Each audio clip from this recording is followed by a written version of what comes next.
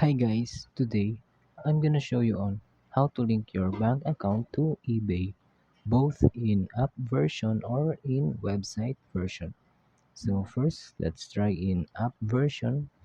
Let's go to our eBay app and then in the choose my eBay and then scroll down and choose payments.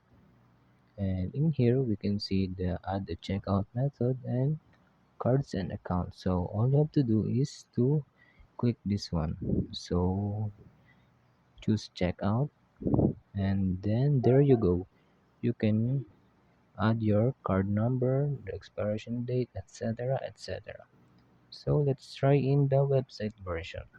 So go to Google Chrome and then go to your eBay and then choose this icon.